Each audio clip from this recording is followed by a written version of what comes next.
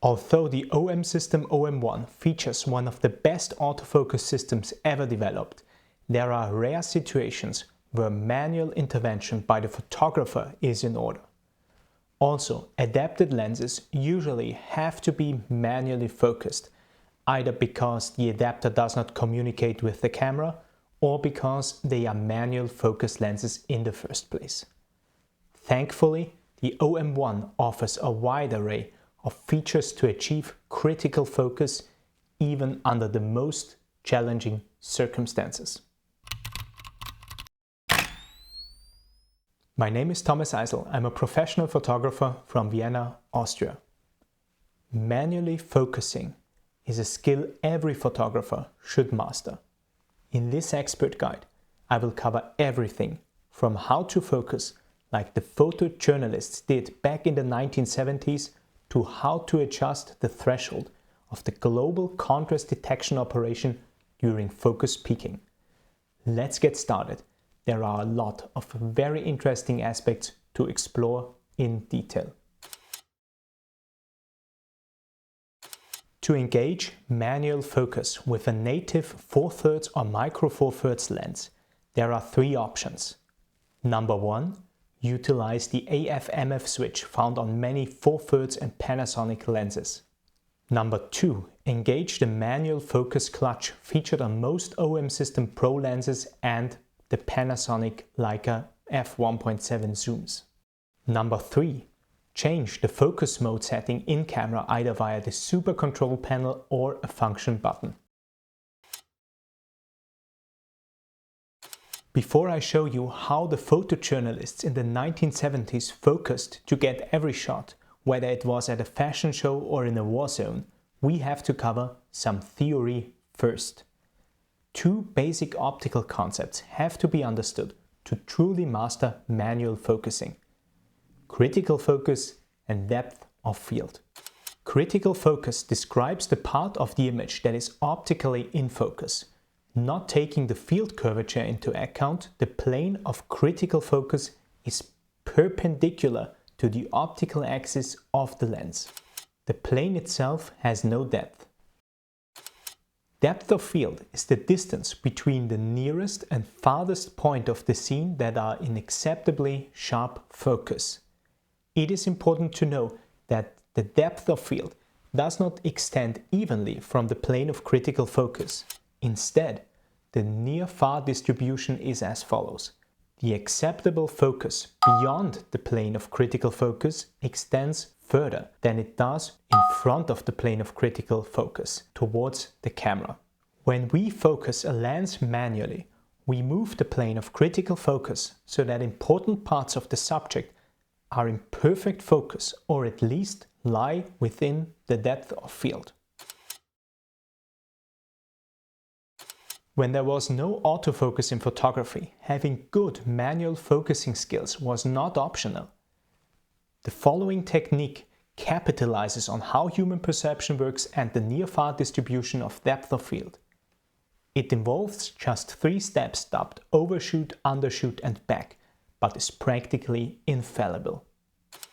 First, focus the lens to infinity or at least further away than the distance of the actual subject.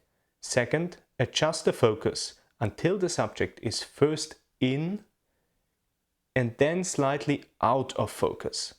By doing so, you will be able to see how critical focus with the current lens actually looks like. Often focus is missed because the subject was only in acceptable but not critical focus. Lastly, turn the focus ring in the opposite direction until the subject appears critically sharp for the first time. Critical focus is now achieved and the photograph can be taken. If you practice this technique a bit, your manual focus hit rate will go up drastically. The overshoot, undershoot and back technique combined with the 3 manual focus assist functions of the OM system OM-1, that is a match made in heaven. Let's explore the focus zoom, focus peaking and the focus indicator in detail. Focus zoom magnifies a portion of the live view image Utilizing focus zoom is the best method to achieve critical focus. For this demo, I've mapped focus zoom to a button. Let's bring it up. The green frame is the so-called zoom frame. The position of this zoom frame can be changed, just like an AF target area, for example by using the multi-selector. When zoomed in, the magnification can be changed with the front or rear dial. Before we move on, here is a neat little trick to make the focus zoom even better. Go to Menu, Camera Menu 1, Sub-Menu 8, Image Stabilizer. There, select the third item from the top, which is also called Image Stabilizer, but it has this little shutter button icon. Set this option to On.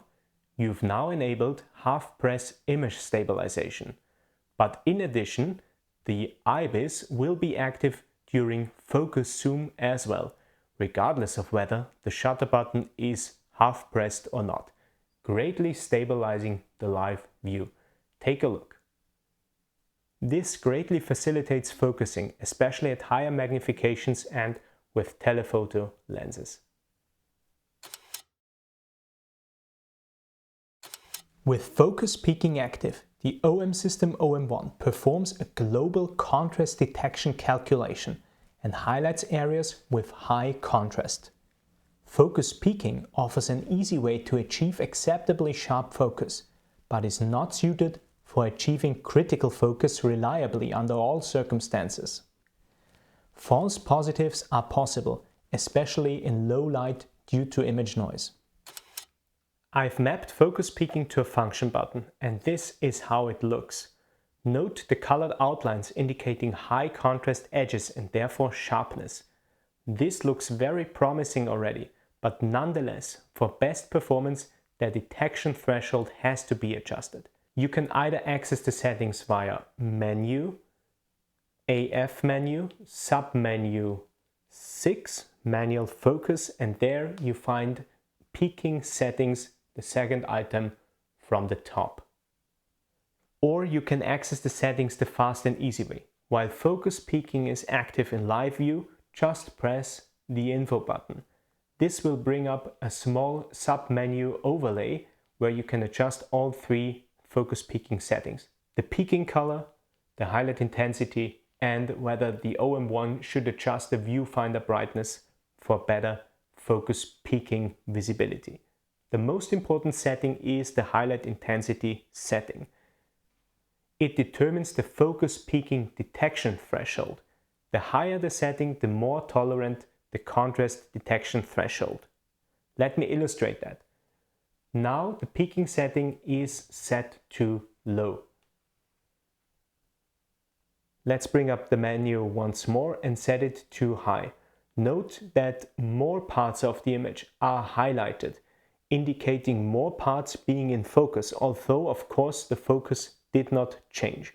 The OM-1 just lowered their detection threshold and is now a bit more tolerant when it comes to detecting contrast edges. If a very soft or very fast lens is mounted, a higher setting is recommended. Otherwise, the OM-1 might not detect any contrast or highlight only very few pixels, which can be hard to spot.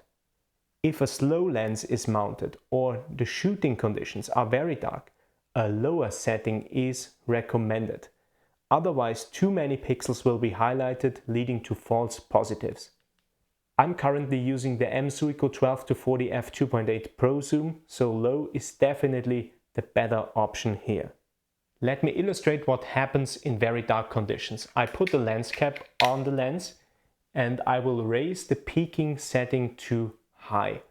You will now see little red dots all over the place because the OM-1 is now detecting image noise as high contrast edges. So really in low light conditions you should definitely utilize a lower highlight intensity setting to mitigate this issue. The focus indicator is a digital focusing scale. It is only available with a micro four thirds lens attached. In the lower half of the center, you can now see the focus indicator. When I adjust the focusing distance, the indicator will display it accordingly, helping me to visualize the set distance. To utilize the various focusing aids in practice, they have to be enabled either manually or automatically. When a 4/3 or micro 4/3 lens is attached, the OM-1 can display the focusing aids automatically. First, you have to enable the desired focusing aids in the menu. Navigate to Menu, AF menu, and there sub-menu 6, MF. There we find MF Assist. Select this option and there you can enable all focus assist functions that you want to utilize. I'm gonna activate all of them. Back in live view, whenever the focusing ring is turned, the OM-1 will automatically activate the selected focusing aids. When the focus ring remains idle for a moment, normal live view resumes. Regardless of lens and other settings, focus zoom and focus peaking can be mapped to a function button. They both operate independently of each other, but can be used in combination as well. Pressing the designated function button engages or disengages the respective focusing aid. For the sake of demonstration, I've mapped focus zoom and focus peaking to the two front function buttons of the OM system OM-1. By pressing button number 1, focus peaking will be activated. Pressing it again will disable focus peaking. Focus zoom behaves a little bit differently. When I press the assigned function button, the zoom frame will come up. By pressing the function button again, the OM-1 will zoom into the selected portion of the live view image. Pressing the button once more will bring me back to normal live view. However, focus zoom is still engaged.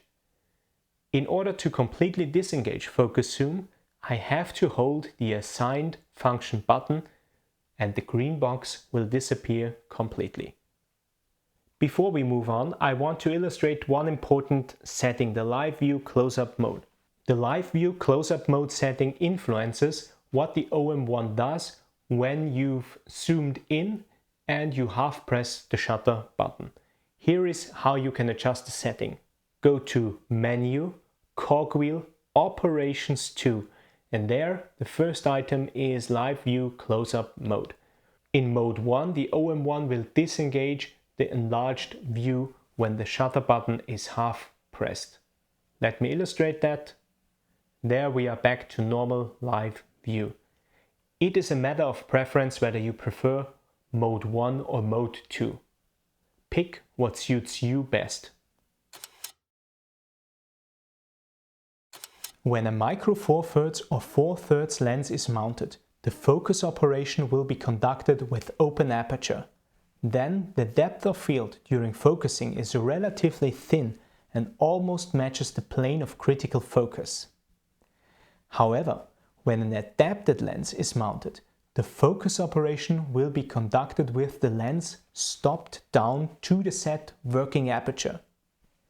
The depth of field can be relatively deep and the plane of critical focus can then be harder to identify. To deal with this issue, I've developed an efficient procedure.